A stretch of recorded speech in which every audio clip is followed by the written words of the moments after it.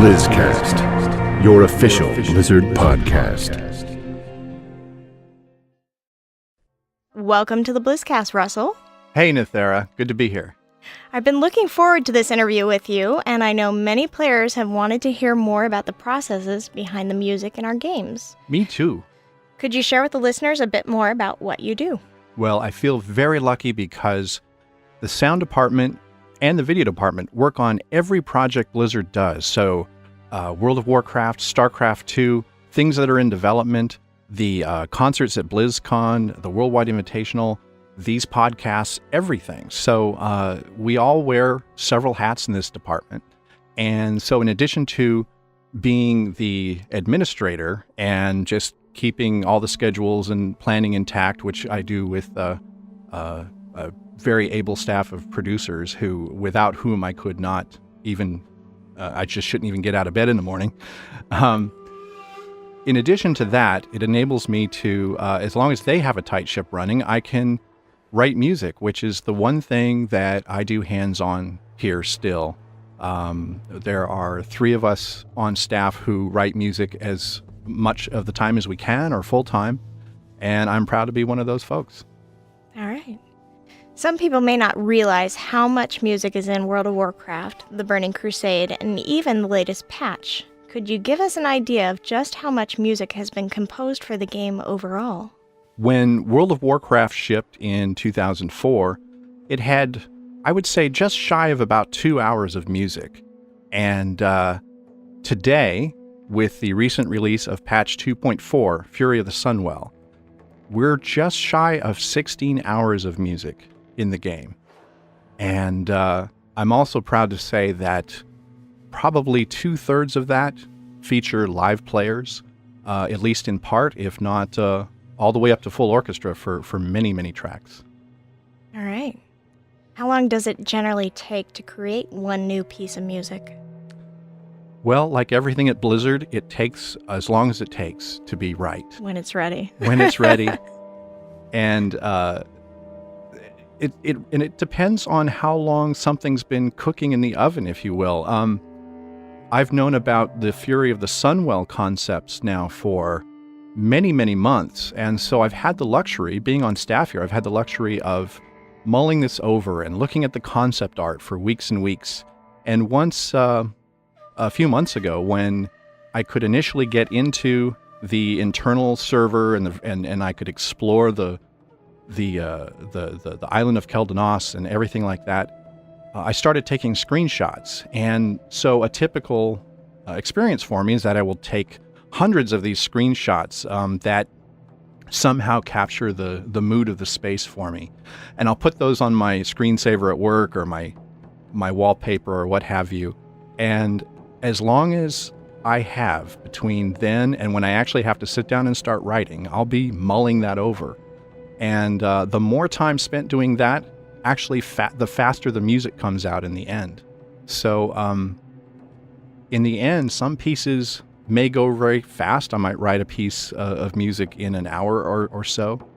And some pieces will take longer. I'd say the Black Temple was probably about 5 days of actually sitting down and writing. And Fury of the Sunwell was about 3 days of sitting down and actually writing. And that was, in both cases, a similar amount of music, just shy of an hour each. There's been a lot of curiosity in regard to the Blood Elf music in light of the latest content update, Fury of the Sunwell, as you mentioned. Could you tell us a bit about the evolution of this music and where the inspiration came from the creation of it? You said you did a lot of in-game play and everything else, but what else might have inspired?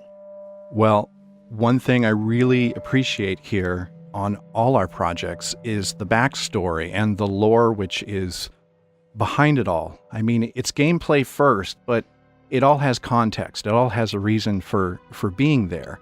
And so when we first introduced Blood Elves as a playable race, I went through their backstory and tried to understand what they were all about. And what was compelling to me was they're a beautiful race to look at, and yet they have just about the most tragic backstory of any of the races. Certainly they're right up there. And so that led to a couple of concepts early on. And again, this is pre-release of Burning Crusade. And one concept was I featured a lot of solo cello because that instrument, at least when it's played a certain way to me, can achieve this amazing duality of both gorgeous and melancholy at the same time. So with that in mind, I employed another device. There's an interval in music known as the tritone. If you play a C natural on the piano, the F sharp above would be a tritone. And it's been referred to in history as many things, including the devil's interval and things like that. It's even been controversial in times. And the reason is it's not quite consonant, and it's certainly not terribly dissonant, and it makes people feel kind of uneasy and without being harsh or jarring. So I wrote all around that interval, and you'll hear it in Sunstrider Isle. You'll hear it in Lament of the Highborn. I'm playing a lot of games with that interval. So those two devices, that interval and the cello, together with kind of tying into the choir ideas that were started with the night elves being a related race in the original release of the game, that palette of choir and harp and whatnot just all blended together and formed the basis of, or vocabulary, if you will, for the Blood Elves. And when Fury of the Sunwell came along, this seemed like a great opportunity to sort of bookend that experience. I figure if you happen to have rolled a Blood Elf and reached the Isle of Keldanos as a Blood Elf, 60-something levels ago, you last heard this music. Right. And as this music and related new pieces that have evolved start coming back, there's kind of this connection that I hope players will feel to the original material. And there's a consistency there. And I employed a lot of the same singers and whatnot to increase the sense of continuity to the stuff that you may not have heard for weeks or months since you first rolled your character. What has been your favorite part of the process in creating the music for the Fury of the Sunwell?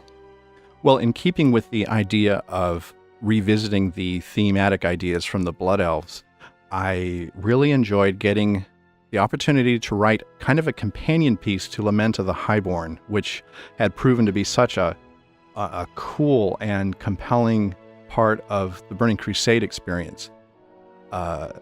This song, which is called Shirel Aran, which is Thalassian for farewell, it doesn't have words. It's just kind of hummed or sung on an awe. But I had the same singer who had done Lament of the Highborn come in once again and just do a heartfelt rendition of this piece, which really does sound like a relative of Lament of the Highborn. And you hear it when things are really at its most tragic in the Isle of Keldanos, as well as in the Sunwell instance. In Sunwell Plateau. Mm-hmm. Exactly. That was probably the most fun. It really felt like, on a musical level, we had achieved something that I know Chris Metzen and the others who work on the story try to achieve, and that is this sense of a continuum that sometimes you see isolated stories and events that are compelling in and of themselves, but then if you take a step back and look at the broader picture, there's really a lot to this world, and it all ties together in ways that are really compelling to explore. Is there a particular piece that you found to be your favorite, either in Fury the Sunwell or Burning Crusade? Well, I have to say that if you listen to the Burning Crusade soundtrack, there is a piece called Shards of the Exodar, which was written by Derek Duke. And this is what you hear in the Exodar when you roll a Draenei character. And it's something that is it's ambient, but and because it's ambient, it infiltrates your experience in a way that is not, it's not as in your face as, say, the Blood Elf music or something like that. He built it with a series of vocal tones. He built kind of a tone poem, if you will, of evolving chords that he did with his own voice, using techniques of looping and certain editing techniques.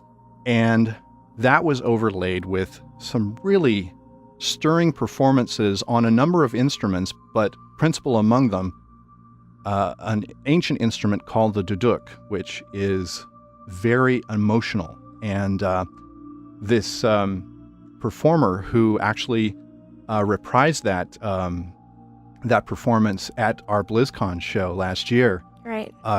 Just together, he and Derek did this piece and live, and it was amazing. It actually got a standing ovation because there was this one moment that was so emotional. And this player has done the duduk and other ethnic wind solos for many big major motion picture films, and he's just the best, and we're so lucky to have gotten to work with him. That was a fabulous event. I have heard that there is a new opening screen music in the works for World of Warcraft's second expansion, Wrath of the Lich King. Even though this is still a work in progress, would you mind giving everyone a preview of it? I would really enjoy playing some of this for you.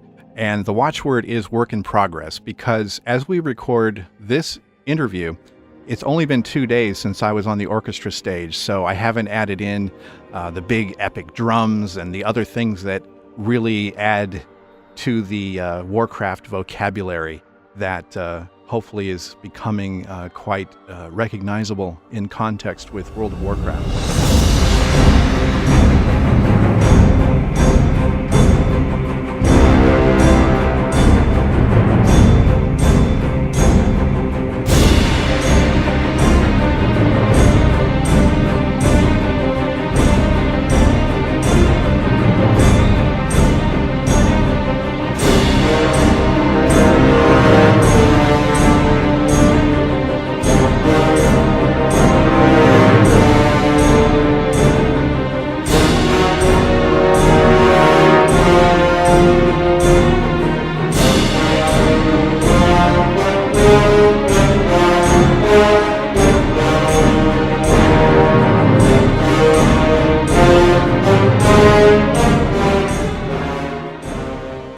So what this is I've taken the march that's in 7.4, that's been in both versions of the login screen music to date, and re-envisioned it once again, this time going a little more primal. The first version was very dark and had a timbre that was mostly achieved with synthesizers, but definitely had a strong mood of something brewing.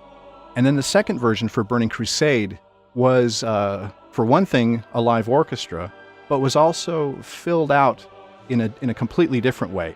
It was a little more like an overture as opposed to a piece of film score. So I wanted to find with the version for Wrath of the Lich King something in between that echoed of really classic fantasy film scores, but would bring to bear the power of the 96-piece orchestra that we had and 90 voices we had in the choir. My thought process behind choosing the sections of the login screen music were that we should have something old and something new and visit all the releases of World of Warcraft. So there are pieces from the initial release in 2004, kind of reimagined or revisited, rearranged into something that you might not expect. There are a few quotations from Burning Crusade, as well as some of the patches like Black Temple and Fury of the Sunwell. And then there are some themes from Wrath of the Lich King.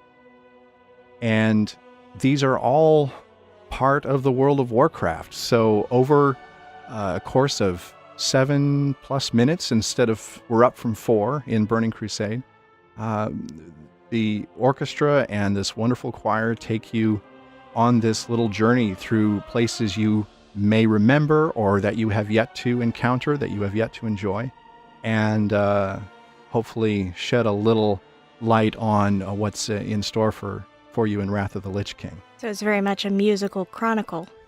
Yes, and I hope to certainly update it with each major expansion, much as we've done now. Is there a particular sound you're planning to weave into the expansion? With the Burning Crusade, there seems to be a lot of orchestral and choral music that has been used to set the mood.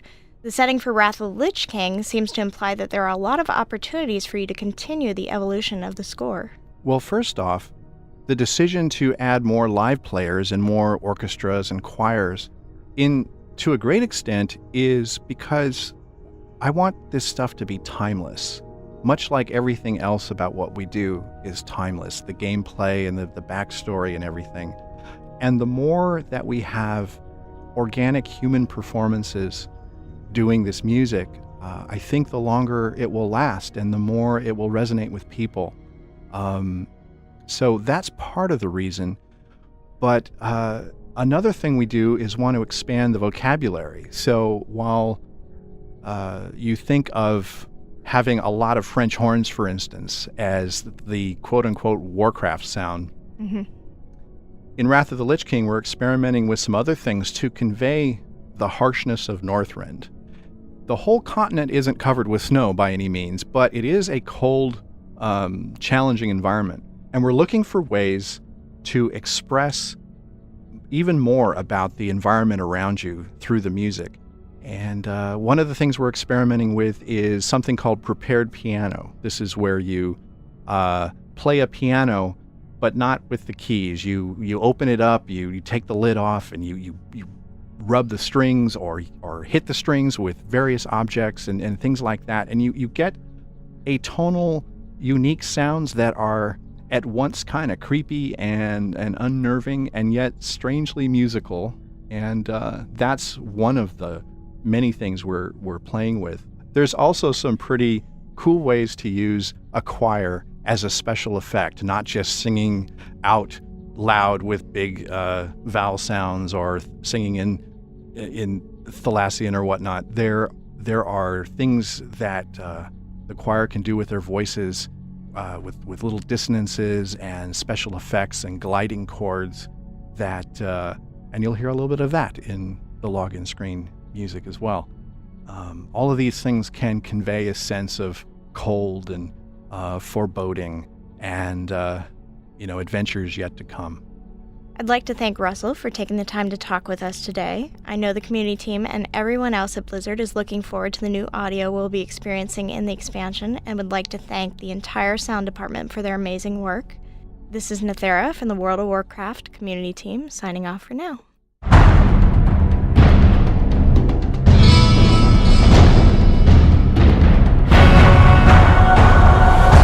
BlizzCast, your official Blizzard podcast.